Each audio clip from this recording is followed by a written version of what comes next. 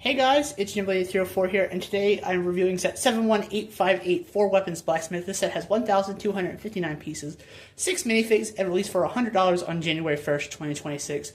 This is an absolute iconic Ninjago location. It is the very first Ninjago location ever featured in the show.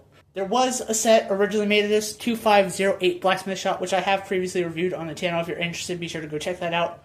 But today, we're focused on this one. So let's take a look at the build, and then we'll take a look at the minifigs later on. Moving the box aside, we can see we have a beautiful build of the Four Weapons Blacksmith Shop. This is absolutely an incredible build, beautifully designed terrain. The LEGO designer did a fantastic job with this. I couldn't have asked for much better with this. I think it's almost perfect. Moving the figures aside, we'll start with a look at the exterior, starting with the sign up front. That is just the Four Weapons logo seen in the TV show. There is a play feature hidden, which I'll get to that in a little bit. But moving down, we have a lot of nice built-up rock terrain, which I think really adds to the depth of this. It makes it look absolutely incredible. On each side, we do have a red leaf tree. I don't 100% know what exactly it's supposed to be, but it is a very nicely designed tree using red and dark red accents. I think it looks great. There is a sign saying no walking, no minifigs walking. I believe that's a reference to something. It was in the instruction book, but I'm not 100% sure what it was referencing. Around the back, we see a couple hinges, how this shop opens up and just provides access to the interior. Overall, looks really, really good from the outside. The white and brown building design looks great. Another red tree on this side, and a couple lanterns on either side on these two posts, which I think makes the set look better. Moving up to the roof, it is built using a variety of different slope pieces, cheese slopes, and tiles. I think the roof looks absolutely great. It is built using basically a layer of dark bluish gray plates with some mix of dark brown and black slopes. On that, I think it looks great, and again, I couldn't have done a better job myself. The designer did absolutely incredible here. To get access to the interior, you'll first want to take off this little section right here. There's nothing really going on here, it's just the part that holds the roof together, which I think is fine. No play features, no hidden map or anything, nothing like that. Just a little part to keep the building together. And then it does open from the top and bottom like this. It just splits apart, and you can have it open fully like that. We'll start at the bottom, then work our way up to the roof. Starting on the left side, I guess it depends on how you look at the building, whether which side is the left or right. You just have this little area. There's not really a whole lot going on. There's a nice framed photo of Ray and Maya in the back. It's beautifully illustrated. The graphic designer for this did amazing as well. A piece of already molded armor. And then on the wall is one of the weapons included in, I believe, Kai's original spinner set, which is a super cool hidden detail that you wouldn't know about unless you saw it somewhere before. I'll pop a picture up on screen. All of the weapons from Kai and Nia's original spinner sets are included, including Nia's 2 daggers that we saw her with at the beginning of the video.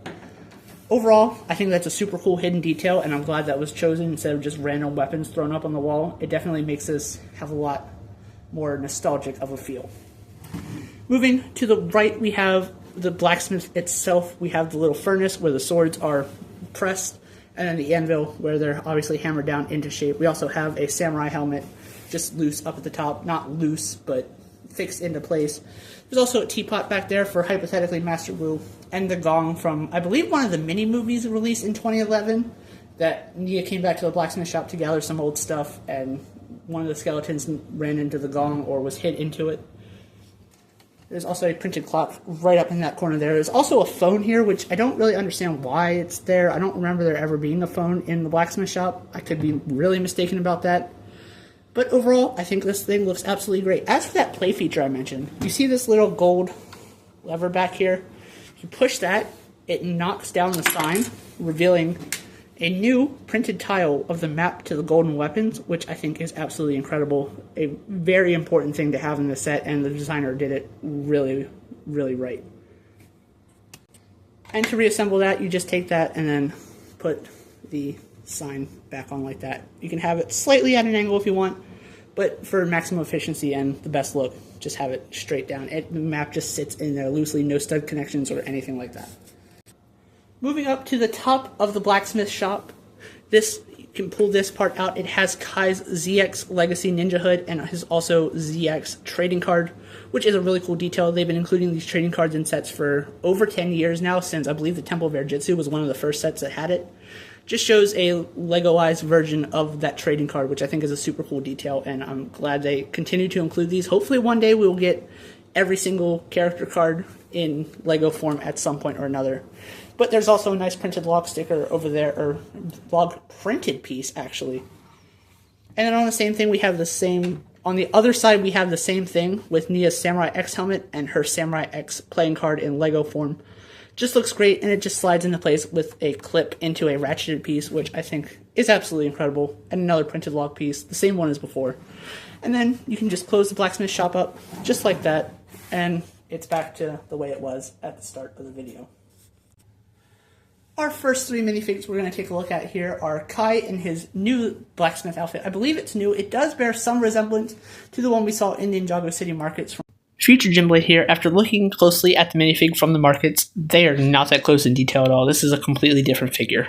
From 2023, but I believe it is a different figure. Still the same hairpiece, still the same head print as well. Nia is the same minifig we saw in the Old Town set, nothing changed there, and Master Wu is the same figure from the Old Town and Ninja character display set. Turning these around to the back, they do have great detailing all around. The Blacksmith Kai does look great, even if it is the same figure. I still think it is a very well done figure. Nia has her legacy original robe from before she was a ninja or Samurai X. She does come with her two daggers that appeared in her original spinner set as well.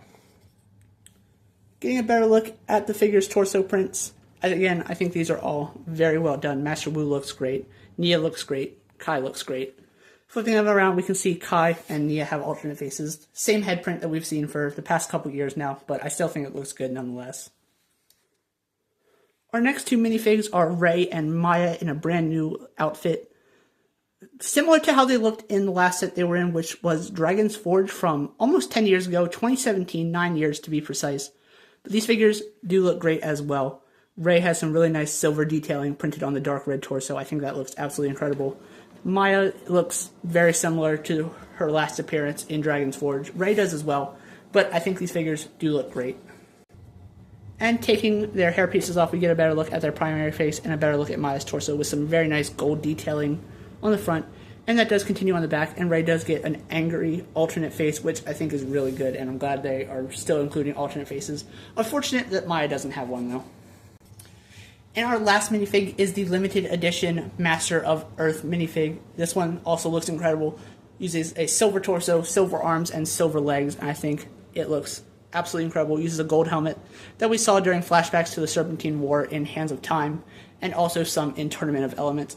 Figure looks great. He has a little brick-built Earth element thing that comes out of his hand because he is the previous Master of Earth, previous to Lily. I believe her dad, probably Cole's grandfather, if I'm not mistaken. If I am wrong, let me know in the comment section down below. Also, that very nice Ninjago 15th anniversary 2x2 round tile. I think that also looks great there. Flipping around to the back, we have more great detailing. Some nice silver on silver print. I think that looks great. And if we take his helmet off, he does have an alternate face. And here's a better look at his primary one. Overall, this set is definitely a 9.5 out of 10. It's great in almost every aspect. There's not really too much to complain about here. I can't even really think of one thing, but I'm saving a perfect grade for the perfect set, which this is very, very close to. The Elemental Master figures for the 50th anniversary as a limited edition thing is great. Four Weapons is a long overdue location that we needed to have. The original one in 2011 wasn't a very great set. It was fine. It served as a blacksmith, but it didn't really do a whole lot. This one takes everything that one had, threw it out the window, and makes it 100 times better. This is an absolutely incredible set. Let me know if you plan on getting this one in the comment section down below. Thank you guys so much for watching. Hope you enjoyed, and I'll be back again with more reviews and build videos soon. This is Jimblade 804, signing off. Bye.